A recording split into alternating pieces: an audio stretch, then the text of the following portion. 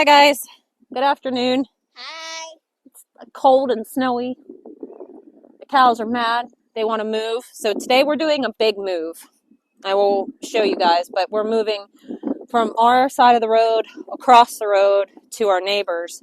Harley's starting to wind up the fence. So I'm going to put you guys down because the cows are super mad. And there hasn't been a whole lot of grass over here. So they really want to go get moved. But we're going to get this done real fast. I'm going to put you guys down and let you watch us collect the fence. And then, fingers crossed, the move across the road goes smooth.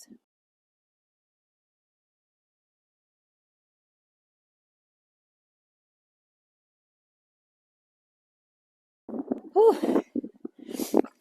You know, this weather, Mother Nature needs her meds. It was nice, then it rained. If this is any indication how it's going to be moving them across the road, I'm scared for my life. We'll be back, girls. Now, theoretically speaking, and we've done this before, it's just they're awful excited this time of year, you know. But we have this fenced walk here between my two garden beds. They could get a little lost here by the chicken coop area, but the goal is to get them on the driveway and then straight across the road. Without getting dragged or fumbled. I think it'll be just fine. I think they're going to run and get ahead of me. That's okay. I think they know where they're going. Kind of. It'll be all right. Keep us in your thoughts. All right.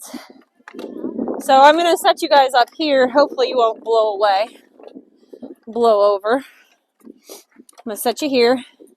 You can watch us set this up real quick.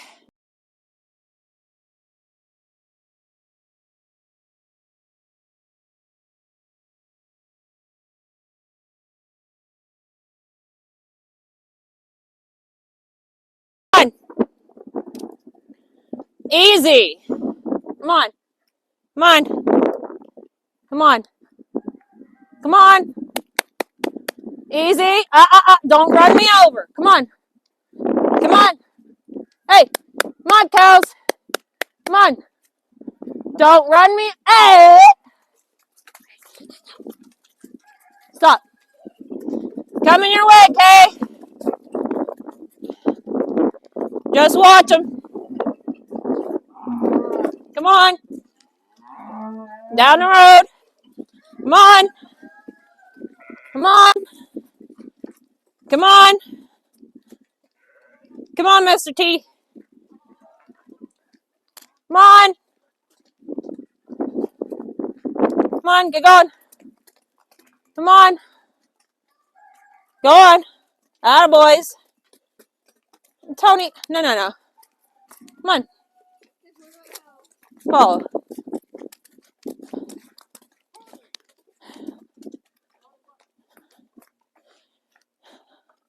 Well, that went swimmingly.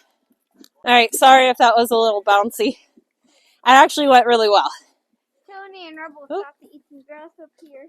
Yeah, that's okay. Tony tapping the butt with her tripod. My tripod's fallen off too many times. It's a little crooked. Anyways, I think that went well. Thank you, Caleb. So now we're running back to get the fence zapper and their water. And that's that. I think that went, yeah, they didn't try to kill me too much. They hung a little bit. That's the... You can see where they started to stampede. Yeah, that's the big move, is across the road. Then once we get across the road, it's easy, because the border of the fence borders itself every day. So, easy peasy lemon squeezy. Tomorrow we'll move this. They could honestly benefit from twice a day movement, so maybe we'll move them later. This would be 2 days. Maybe start tomorrow. No, I'm saying 2 a day, moving them twice a day. Yeah. Okay. Make sure the fencer's off. I know you turned it off, but If it wasn't open, we got shock up there. can you dump that water and carry it over? Need help? Got it? All right. So I do want to get a better solar zapper. This one is not uber efficient. It's just the ones you get from Tractor Supply. I would like to get a big, not necessarily a bigger one. I never have 5 miles of fence out, but just the more reliable zapper. This one, if you don't have a lot of sunlight, it doesn't work as good. So I don't like that. I like to have more reliability. So I'm tossing around some different solar zappers. If you guys have a preferred solar zapper, go ahead and let me know what it is. I'll check it out. I don't really have one in mind. I looked at a couple up at Rural King. I think they had, was it a Pioneer? Something like that. Yeah, I know it is, but I don't know. I just want a good one. This one's okay. Number one, they don't last long. And number two, like I said, if you don't have a good amount of sunlight, like during the winter, this won't work. It doesn't work at all. So, and I know the trick is you got to aim them towards the sunlight, which I do try to do. I guess right here's as good as anything, right? Okay. Oh, I'm going to turn you guys off because can't hold you and do this at the same time. So. All right, so we got them moved. It feels real good to have them out. Like I said, there's just not a whole lot of grass right now, so I could probably move them twice a day. Their guts aren't as filled out as I like them to be. So that's something I got to keep an eye on. I'd like for them to be more round than what they are. But what we'll do next is we'll put the next one, this will be our border, and they'll move that way. And then they'll come back around and we'll just start circling this field.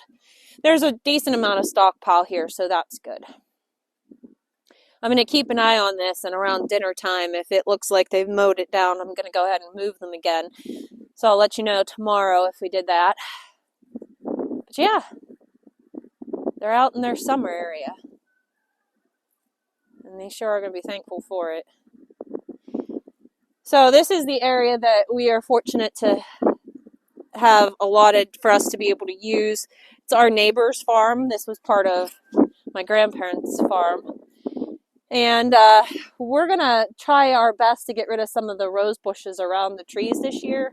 I'm going to try to get a blade attachment for the weed eater and try to get rid of some of that to make it. First of all, it will help my neighbor keep their property clean. And second of all, it makes it more convenient for us to put up the fences. And I like to be able to help them out as much as I can by keeping these little rose bushes off their property.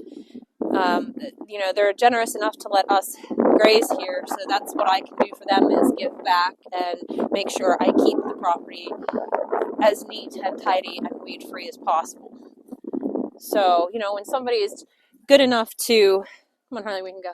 When somebody is good enough to allow you to use something of theirs, you have to give them back something of benefit, something of value. And that's what keeps good working relationships. Hey, you want some free turkey? Oh, yeah. Check this out. We have a broody turkey hen, and she chose the funniest place to be broody at. Hold on, let me turn around and see if you see her. Spot the turkey? She's right in there. She has like 10 eggs under her. Do you see her? She went in the haybine. She's watching Harley. She decided that the haybine is safe, and I have to give her credit. It probably is relatively safe there. We've had turkeys in the past go across the road and choose a rose bush to go broody in. She says, you guys want me to broody in the hay. Yeah, no. Didn't have to suspect that. And she chose to do this when we got like 3 inches of rain. She stayed the whole time. She's happy there. The sad thing and very unfortunate thing is that I don't think they're fertile eggs. I'm going to let her sit on them. I'm going to let her sit on them because, you know, let's let her have her process. I don't want to mess that up, but I don't think they're fertile. Ghost pepper. You see him in the barn? Ghost pepper is an awesome Tom in so many ways, but he's really bad at fertilizing eggs. He doesn't quite get it, if you know what I mean. Anyway, tomorrow should be a cold but fun video. We are going to another equipment auction, and we'll see what we find there. We might bring a manure spreader, but we have to bring it up tonight. I don't know why it is when we go to these auctions, it's always cold. So the last one we went, it was rainy and cold. I don't think, it was rainy and cold. Come on in, honey. And this one will be cold. And then last year when we went to them, it was cold. I know it's that time of year when it normally is cold, but we have had 70-degree days. Is that too much to ask for? I'm going to check my plants. Oh, we'll leave that fastened up over there. I don't want to open the high tunnel more than I have to. It's nice in here. It's snowing outside, and it's 49 degrees in here. So that makes me quite happy, especially because there's really no sun to warm it up. And actually, I think if I brought a heater out here, that would do well to keep this place warm. Yeah. I have that heater in the basement. I could bring that out here. You also have that B-well heater. Yeah, but that takes the propane. I don't like doing that. I have just a plug-in electric heater. I actually, instead of bringing these in this year, since it's retaining heat so well now that we plugged some of the holes, I think I might actually bring the heater out and just leave these out here. It's better for the plants. They'll have more daylight, more sunlight. Yeah, so everything seems to be going quite well around here. I will take you guys with me to the equipment auction tomorrow. And we'll see if we bring the manure spreader up. I love this manure spreader. It's a nice little manure spreader. We've only ever used it a couple times. So there's just no real point in having it because most of the composted manure just goes right back into my garden anyway. And we give some of the manure also to our neighbors. So we usually don't need it. Mm-hmm. And the fields that we would be spreading it on are so far away. And because it is such a small manure spreader, it would take us umpteen million trips. Exactly. Yes? Hold on 1 second. That was the oldest coming out to tell us that there was an earthquake in New York. And I don't know whether it's the same earthquake in New York and New Jersey or if those were two separate ones. Somebody correct me. Man, craziness, right? We all better just buckle down. I think this year's just fixing to get pretty crazy. And it's not funny, but I mean, really, what can you do but laugh? I just don't know what else to do at this point. You scroll through the news every day, and it's what tragedy is happening next. I don't like to talk about that here on this channel. Only do I get ranty when it has something to do with farming and agriculture, and then you better just forget it because I will go off, right? Yeah. But they have to put up with me all the time, and so I'm always like, listen to this next thing. At least my kids know current events. Anyways, what else do we have to check in? We moved the cow successfully. That's a big thing. Collecting the piglets to wean them. Slowly but surely. Slowly but surely. Yeah, we like to do it so that it's non-stressful for them. And the little piglets have been leaving mom. Like that's how we did the last time. We fed them, and they came out. We grabbed them, put them away. And that all worked out fine, but these guys don't take the food bait. So what they've been doing is coming into the barn and burrowing into the hay to make a nice little piggy nest where it's dry and really warm. And so we sneak in there and we grab one or grab two, and well, we only grab two at this point. And then we go put them in the feeder pen. So we have three. We have three to catch. Yeah. We have three to catch. So we have one gorgeous, absolutely stunning boar prospect. If anybody needs a really great boar, he's half Burke, half Mangalitsa. He is black and tan, so he's would be like a black and white, like a Berkshire, but because of the Mangalitsa, he's black and tan. He's absolutely stunning. I call him Colossus. The Colossus? No, that was the sheep. That was the, what would I name him? Goliath. Goliath. That's right. I knew it was a big name. He's huge. He's just chunky, bigger than the other ones. He is just so nice. He could probably actually, I think he could be shown. Crossbred, yeah. I think he could be shown in crossbred classes, and you would get so much attention because he's so flashy, being the black and tan. There just wouldn't be anything else like him. But our Berkshire line has come from 4-H breeding stock, so our Berkshire line is strong, and he just looks exactly like the nicest show pig Berkshire you've ever seen, except he's that black and tan. Yeah. Kiwi just throws these beautiful babies. It's so funny to me because her and Peach are sisters, and their litters couldn't look any different. But even then, how old are Peach's piglets? Oh gosh, they've got to be close to 10 weeks old. Yeah, and Kiwis are almost the same size. Almost the same size, and they're how old? Like 4 going on 5 weeks old. Yeah, they're huge. They're humongous.